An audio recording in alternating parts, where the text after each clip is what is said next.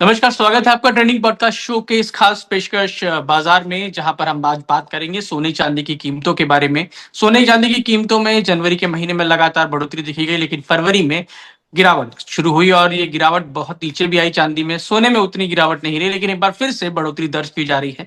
तो आज हम इसी के प्राइस का एनालिसिस करेंगे। हम समझेंगे कि ये बढ़ोतरी एक बार क्यों हो रही है, गिरावट क्यों आई थी और ये बढ़ोतरी है वो क्यों हो रही है और कब तक जारी रहेगी। इसी पर बात करने के लिए मेरे साथ खास मेहमान, इस मार्केट के को सब अच्छी तरह समझने वाले कम्युनिटी मार्केट के एक्सपर्ट अजय केडिया जी हमारे साथ मौजूद हैं। हम इनसे समझेंगे।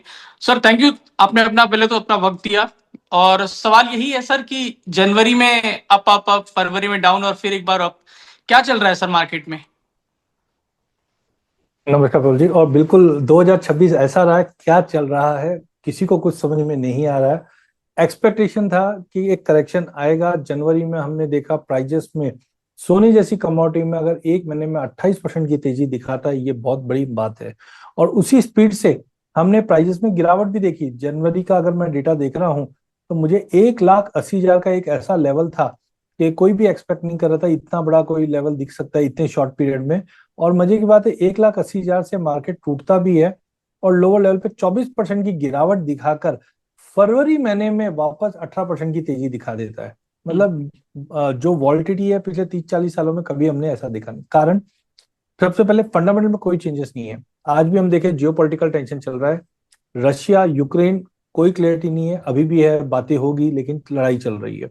कुछ अभी हमने एस्केलेशन भी बढ़ते हुए देखे। वहीं अगर यूएस और ईरान की बात करें तो पिछले साल भी हुआ तनाव, ये साल भी तनाव है और लग रहा है कि वो एस्केलेट होता हुआ दिखाई दे रहा है। वहीं ट्रेड का, हाँ, सुप्रीम कोर्ट के जो जजमेंट्स आए हैं पिछले हफ्ते, उसके बाद लग रहा था कि बैकफुट में डोनाल्ड ट्रंप जाएंगे। बट हमने देखा तुरंत 1 घंटे के बाद प्रेस कॉन्फ्रेंस होती है और रेट रिड्यूस करके 10%। और फिर समझ में आता नहीं, यार 10 नहीं, हम तो 15 भी कर सकते हैं। तो तुरंत 15 आ जाता है। मतलब टैरिफ में ये बोल सकते हैं कि 18 की जगह 15 हो गया। बट हम्म। अभी भी यूं के त्यों ही है, डिस्पाइट के कोर्ट का वेडिक्ट आ गया। यूएस के नंबर, फेड की मिनट्स, ये सारे के सारे एक बड़ा कैप्चर हो गया है मार्केट में और वॉल्टिलिटी। हाँ, एक चीज ये है कि जनवरी में क्या था, स्पेकुलेटिव मनी बहुत ज्यादा बना हुआ था मार्केट में, लेकिन मार्जिन मनी बढ़ने की वजह से वो मार्केट से बाहर है। तो जो वॉलिटिलिटी हम जनवरी में देख रहे थे उतना नहीं है। सेकेंडली, चाइना मार्केट भी हॉलिडे पे था। बट कुल मिलाकर अगर 100 बात की एक बात, सोना चांदी फिर से मजबूत होता हुआ दिख रहा है। सर, लेकिन जनवरी में जिस तरह से तेजी आई थी, 4 लाख के पार चांदी का जाना और 1,70,000 के आसपास सोने के ऊपर जाना, तो लोगों ने तो दबा के इन्वेस्टमेंट किया। लेकिन फरवरी में जो गिरावट आई, फिर तो लोग डर गए। क्या आपको लगता है कि वैसा फिर नहीं होगा, कि ये उठा पटक जो है वो अभी जारी रहेगी, ऐसी स्थिरता रहेगी? देखिए, मुझे लगता है उठापटक तो जारी रहेगा। बिकॉज अभी पहले जैसा मार्केट नहीं रहा। देखिए, कोविड एक ऐसा पीरियड रहा है जिसके बाद बहुत चीज चेंज हुई। कोविड से पहले हम लोग डेटा के लिए ढूंढते थे। कोविड के बाद डेटा खूब सारा आ गया, उसमें से कौन सा सही डेटा है वो ढूंढ रहे हैं हम लोग आज की डेट में। तो हम्म। कोविड में सिनेरियो ये हो चुका है कि पहले एक आधे पॉइंट होते थे जो सोने चांदी को इम्पैक्ट करते थे। हम्म। बट आज आप देखिए, चाहे सेंट्रल बैंक का कुछ इवेंट हो, फेड का हो, ईटीएफ हो, एक्सचेंज के मार्जिन हो, कोई ना कोई फैक्टर्स है। तो मल्टी फैक्टर की वजह से ये वॉलिटिलिटी है। हाँ, हमने 46% का 3 या 4 सेशन में ही हमने फॉल देखा। लेकिन लास्ट 20 सेशन के अंदर हमने 20% फिर से बढ़ते हुए देखा, ये बड़ी बात है। और इंपॉर्टेंट जो था वो $70 का लेवल था। तो टेक्निकली $70 सजेस्ट कर रहा है कि मार्केट में रिकवरी आनी चाहिए टू द ट्यून ऑफ $95। उसका एक अच्छा बैरोमीटर है जो मैं बार बार कहता भी हूं, वो है gold silver ratio. Gold silver ratio जब 45 हुआ तब भी मैंने कहा था कि यहाँ से मुझे लगता है ये रेशियो में जंप आएगा, जो चांदी की गिरावट का बड़ा संकेत है। और हुआ वैसा ही। और ये रेशियो ने 72 का हाई मारा। अब वहां से ये रेशियो आज 60 के नीचे आ चुका है और लग रहा है कि 53-54 की तरफ जा रहा है। इसका मतलब है चांदी अभी भी आउट परफॉर्म करने में है। उसका दो कारण है। एक, शॉर्टेजेस, क्योंकि अभी मार्च की एक्सपायरी आने वाली है। और हमने देखा कॉमेक्स के अंदर जो डिलीवरेबल कॉन्ट्रैक्ट्स है, मतलब जो सौदा है उसके अगेंस्ट हम्म। जो इन्वेंट्री है वो कहीं ना कहीं नाकाफी है। तो ये हम्म। दिसंबर में जैसे स्क्वीज क्रिएट हुआ था जब हमने एक बड़ा जंप देखा था, वैसा ही स्क्वीज अब क्रिएट हो रहा है। आप देख लीजिए ना, $70 का लो लगाने के बाद 86, $15-16 भर चुका है और अभी भी हम्म। 5-7 दिन बाकी है एक्सपायरी के। तो मुझे लगता है चांदी में एक जो शॉर्ट स्क्वीज हुआ हुआ है उसी का एक मेजर कारण है, जिसकी वजह से। और जियोपॉलिटिकल तो अपनी जगह पे है ही है। वो एक चांदी को अच्छा सपोर्ट कर रहा है, और रेशियो भी बताता है कि अगले हफ्ता 10 दिन चांदी में मजबूती है, $8 से $10 की तेजी ये एक्सपायरी में आ सकती है। सर लेकिन मेरा सवाल ये है कि जैसे कुछ लोग अपने मार्च एंडिंग तक जब अगर बिकवाली करते हैं तो कितना नीचे जा सकता है? सोने और चांदी दोनों की बात करूं सर मैं, क्योंकि मार्च में सबको अपने बुक में प्रॉफिट दिखाना चाहेगा। ये देखिए, अलग तरीके से लेते हैं हम लोग इसको। जनवरी में हम्म। भी यही चीज हुई थी। जनवरी हम्म। में मैंने बोला भी था, पोर्टफोलियो रीसैफलिंग वर्ड यूज किया था। और आपको ध्यान हो तो अपने एक इसके ऊपर शो भी किया था जहाँ पे ब्लूमबर्ग कमोडिटी इंडेक्स की बात की थी। और हम्म। लगभग ये बात हुआ था 12-15 जनवरी के आसपास। तब मैंने कहा था ब्लूमबर्ग कमोडिटी इंडेक्स 15 जनवरी से लेकर 20 जनवरी के बीच में अपने पोर्टफोलियो में सोने चांदी का वेटेज कम करेगी। हम्म। और जैसे ये कम का न्यूज आया, मार्जिन बढ़े या फेड चेयरमैन के नॉमिनेशन का नया कोई भी कारण हुआ हो, लेकिन वहां से हमने देखा पोर्टफोलियो में कमी आई, और उसका हम्म। रिजल्ट 45% हमने देखा चांदी में गिरावट और 20-22% गोल्ड में गिरावट। तो मेरा मानना है, देखिए, एक वॉलिटिलिटी अभी भी बढ़ी हुई है, लेकिन आज भी ठीक है, लॉन्ग टर्म फंडामेंटल सोने चांदी का अच्छा है, बट आज इक्विटी सस्ती दिखने लग गई है। तो मुझे हम्म। लगता है मार्च एंडिंग है ये डोमेस्टिक मार्केट के लिए, क्योंकि देखो ग्लोबल मार्केट में कैलेंडर ईयर माना जाता है, इसके लिए हमने हम्म। पोर्टफोलियो रीसेटिंग देखी है। हम्म। बट हाँ, अगर हम डोमेस्टिक के ये फाइनेंशियल ईयर की बात करें, तो पॉसिबल है कि यहाँ पे एक प्रॉफिट बुकिंग देखने मिल सकती है। But as of now fundamental ज्यादा हावी है, because geopolitical tension, central bank, ETF की बाइंग। जनवरी के जो ईटीएफ के नंबर आए, 24,000 करोड़ की एसआईपी में एडिशन होती है, बट इक्विटी में डायल्यूजन नहीं होता। ये बताता है कि लोग अब ये मान के चले हैं, जैसे इक्विटी में मान चुके हैं कि जो टूटेगा हम लेंगे, तो ऐसी सोने चांदी में जो गिरावट लेंगे आएगी हम लेंगे। तो वो चीज चल रही है। तो मुझे लगता है थोड़ा बहुत 8-10% का करेक्शन अगर आ भी जाता है, क्योंकि जब तक फेड की ओर से जियो से कुछ नया नहीं आता है, बोलना मुश्किल है। बट टाइमिंग मुझे लगता है कि 15 दिन, जो अगले 15-20 दिन है, वो मुझे तेजी के दिखाई दे रहे हैं। सर एक सवाल ये भी है कि जो यूएस और ईरान का इस समय चल रहा है, क्या आपको लगता है कि उसकी वजह से और गोल्ड के दामों में, क्योंकि जब इस तरह की हलचल होती है, जियोपॉलिटिकल टेंशंस बढ़ती हैं, तो गोल्ड की कीमतों में उछाल देखा जाता है, क्योंकि गोल्ड एक रिजर्व की तरह देखा जाता है। तो आपको लगता है कि 10 दिनों बाद में अगर अगर कुछ करते हैं, ट्रंप एडमिनिस्ट्रेशन कुछ करती है, तो आपको लगता है कि कीमतें और बढ़ जाएंगी, कि जियोपॉलिटिकल रीजन इतने हावी हो जाएंगे कि सोने के दाम बढ़ जाएंगे? देखिए, एक पॉइंट जो आपने बोला बिल्कुल वैलिड है कि, लेकिन ये नया है क्या पॉइंट? नहीं, पिछले साल भी हमने यूएस ईरान की लड़ाई देखी थी। बट आप एक चीज देखिए प्रफुल्ल जी, यूएस कोई भी लड़ाई में अटकना नहीं चाहता इस बार। आप ये देखिए, डोनाल्ड ट्रंप जब पिछले साल जब नवंबर में जीत के आते, तो उनका ऑब्जेक्टिव एक था, इन्फ्लेशन में कम रखूंगा, उसके लिए सबसे अच्छी चीज है कच्चा तेल। तो उन्होंने, आप ये देखिए, पिछले साल कच्चे तेल को $70 के बिल्कुल नीचे नीचे रखा, जिसके बावजूद हमने देखा रशिया यूक्रेन भिड़ता रहा दिखाई दिया। फिर बाद में ईरान, इजराइल, हमास, ये सब होने के बावजूद 70 के नीचे था। तो डोनाल्ड ट्रंप ने एक वाक्य बताया था, जो बोलते हैं ड्रिल बेबी ड्रिल, मतलब हम कच्चे तेल का प्रोडक्शन इतना कर देंगे कि प्राइजेस नीचे ही रहेंगे डिस्पाइट ये सब इवेंट में। दूसरा, कोई भी लड़ाई नहीं करेंगे, हम पीस स्टॉक रखेंगे।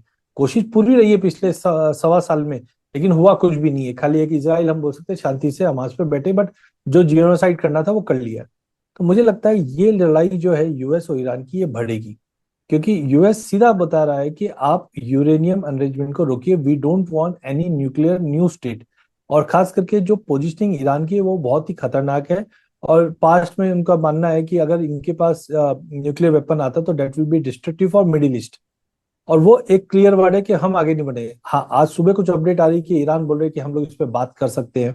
बट मुझे लगता है डोनाल्ड ट्रंप का एक ही मेथड जो मैंने सुना है, वो है कि रिजीम चेंज कर दीजिए, क्योंकि नई गवर्नमेंट आएगी, वो प्रो यूएस आएगी, तो काम हो जाएगा, जैसे हमने वेनेजुला में देखा, नेपाल में देखा, बाकी जगह पे देखा। अब जब तक वो नहीं होगा तो ये खतरा है, और खतरा रहेगा तो सोना बढ़ेगा। लेकिन प्रोफेसर जी, मेरे को इससे बड़ा जो न्यूज है वो काफी जगह पे नहीं बताई जा रही है, वो है जापान की न्यू पीएम का आना। बिकॉज आप ये देखिए, 30 साल में जापान हमेशा जीरो इंटरेस्ट रेट या बिलो जीरो के लिए रहा है। फर्स्ट टाइम 30 साल में हमने रेट ऑफ इंटरेस्ट बढ़ते हुए देखे जापान में। इससे होगा क्या? पहले क्या होता था, जापान के जितने भी म्यूचुअल फंड्स है, इंश्योरेंस फंड है, पेंशन फंड है, वो पैसा लेते थे जापान में जीरो इंटरेस्ट रेट पे, और वो यूएस और यूरोप में इन्वेस्ट करते थे। अब यूएस और यूरोप में पैसा बना हुआ था। अब हो क्या रहा है, यहाँ पे रेट कट्स हो रही है, यूएस और यूरोप में ईसीबी, बैंक ऑफ इंग्लैंड और फेड कंटिन्यू रेट कट की कवायद कर रहे हैं।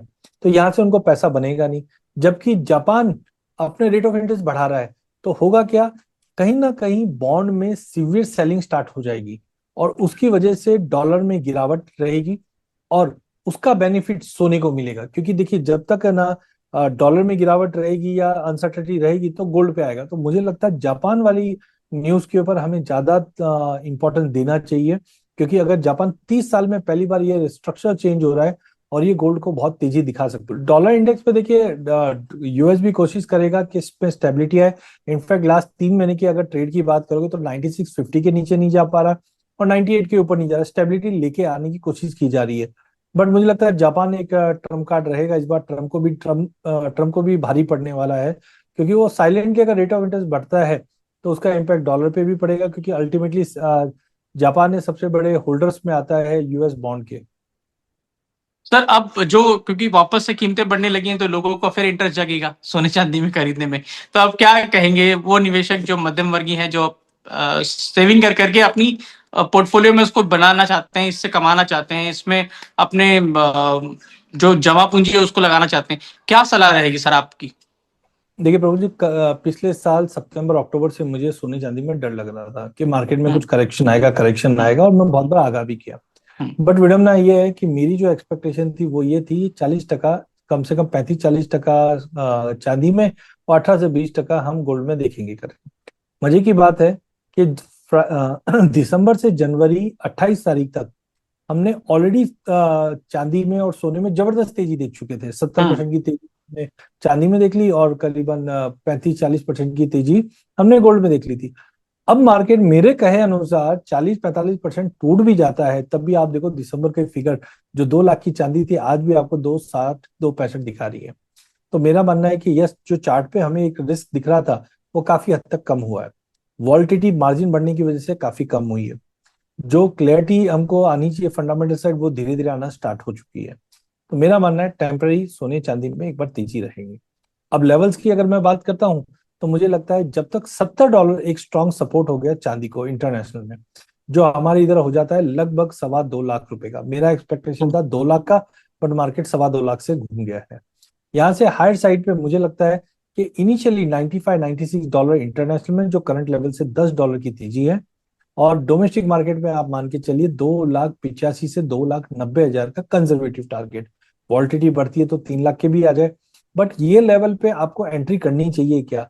तो बिल्कुल, अगर आप शॉर्ट टर्म ट्रेडर है बिल्कुल करके चलिए। मुझे लगता है यहाँ से आपको आराम से 290 तक का कंजर्वेटिव टारगेट के ऊपर लीजिए। स्टॉप लॉस एक मेंटेन कर लीजिए कि 70 नहीं $75 का रख लीजिए, तो यहाँ पे आपको रिस्क रिवॉर्ड फेवरेबल मिल जाएगा। सेकंड, अगर आप लॉन्ग टर्म भी करें, मेरा अभी भी मानना है घर में शादी ब्याह या कंजम्पशन है, चक्कर में मत पड़िए। एसआईपी कंटिन्यू कीजिए। चांदी की फुल चांदी में एसआईपी कीजिए, और एसआईपी का फुल फॉर्म ही है सिल्वर इन्वेस्टमेंट प्लान। तो वो कंटिन्यू रखिए, क्योंकि ऐसे विप शॉट्स आ भी गए ना तो एटलीस्ट आपका इमोशनल जो डिसीजन है वो दूर हो जाएगा, एक सिस्टमेटिक आ जाएगा। वहीं सोने की बात करें तो मुझे लगता है कि एक बार अभी चांदी थोड़ा सा रिकवर करेगा, लेकिन अप्रैल मार्च अप्रैल ऑनवर्ड सोने में स्टेबिलिटी दिखाई देगी, क्योंकि रेशियो जो है वो मुझे नहीं लगता है कि 50 के नीचे होल्ड करेगा। तो लॉन्ग टर्म में गोल्ड ज्यादा ठीक लग रहा है अब से मेरे को। तो यहाँ पे भी लेवल्स की अगर मैं बात करूं तो ऊपर में वापस 5500-5600 का लेवल और नीचे में 4400 का, ये जो रेंज हमने देखा था जनवरी जब, एज ऑफ नाउ तो वही दिखाई दे रही है। डोमेस्टिक मार्केट की अगर बात करें तो 1,30,000 से लेकर 1,75,000 का एक ब्रॉडर रेंज रहेगा। लेकिन कुल मिलाकर मुझे लगता है कि अभी जो गिवन कंडीशन दिखा रहा है 15-20 दिन महीना भर, मुझे लगता है कि तेजी रहेगी। एक बार यूएस और ईरान का कंसर्न लड़ाई होगी, हो जाने दो, उसके बाद फिर हम देखेंगे डिस्काउंट होना चालू हो जाएगा। बट टाइमिंग सोना चांदी मुझे तेज दिखता है। यानी अभी इंतजार करना चाहिए और जियोपॉलिटिकल रीजंस पे और डॉलर इंडेक्स पे नजर बनाए रखनी चाहिए। बिल्कुल, इंतजार से बेटर है, मैं तो बोलता हूँ लेके चलना चाहिए। थोड़ा सा मजबूत रहिए। देखिए कमोडिटी जीरो नहीं होती प्रफुल जी। डर रहता है सबको। अब लोगों ने 4 में लिया, लेकिन नीचे में आप 2.25 लोगे आपका एवरेज भी आएगा। लेकिन एज ऑफ नाउ देखो फंडामेंटल बहुत अच्छे दिख रहे हैं। टाइमिंग जो पहले मैं खुद 1.5-2 महीने पहले बोलता था अरे रुक जाइए थोड़ा सा, अभी मुझे स्ट्रांग दिख रहे हैं। तो यहाँ पे अपने को एंट्री करना चाहिए।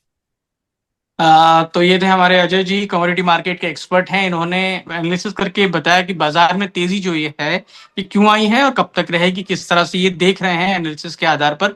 तो आप ने जो कुछ समझाया और सलाह दी है, आप अपने हिसाब से उसको देखें। निवेश कर रहे हैं तो अपने विवेक से कीजिए। और अजय जी ने जैसा कहा कि सोच समझकर रिस्क लेना है तो एसआईपी की तरफ जाइए, मतलब रिस्क कम रहेगा और अगर आज शॉर्ट टर्म है तो उन्होंने सलाह दे दी है आपको। Thank you so much sir. बहुत बहुत धन्यवाद प्रफुल्ल जी।